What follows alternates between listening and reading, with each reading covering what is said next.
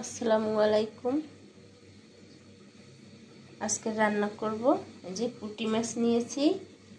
পুঁটি মাছ দিয়ে আমি এই মূলা তরকারিটা রান্না করব আজকের। তো সবজিটা ধুয়ে নেই।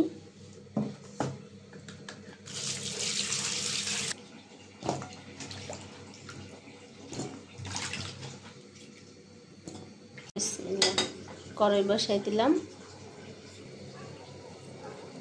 তেল দিয়ে দিলাম,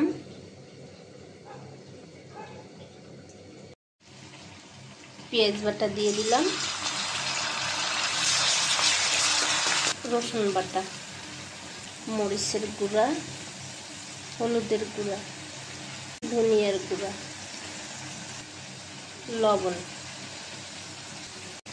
একটু পানি দিয়ে দিলাম মশলাটা কষাবার জন্য। দিয়ে দিলাম কাঁচামরিচ। মশলাটা এখন কষাই নেব। আমি পুঁটি মাছগুলো দিয়ে দিব কষানির সাথে।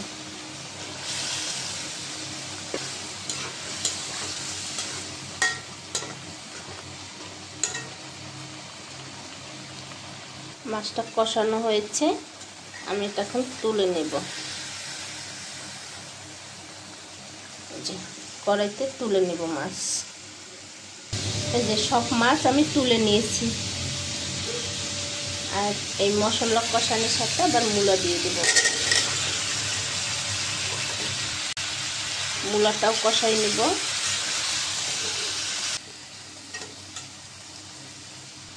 ঢাকনাটা দিয়ে রাখলাম।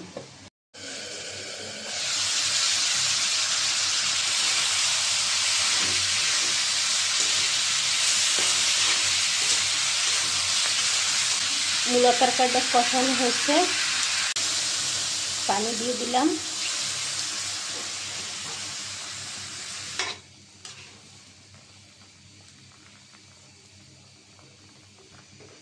যে মাছটা রেখেছিলাম এটা এখন দিয়ে দেব।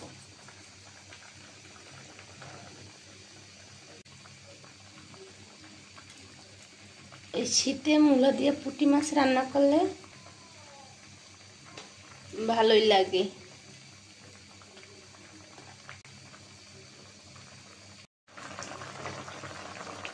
এখন দিয়ে দিব ধনে পাতা।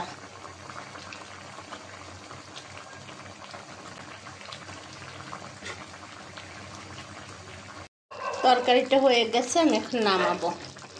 পুঁটি মাছ দিয়ে মূলা তরকারি রান্না করেছি। আজকের এই পর্যন্তই। সবাই ভালো থাকবেন। আল্লাহ হাফেজ।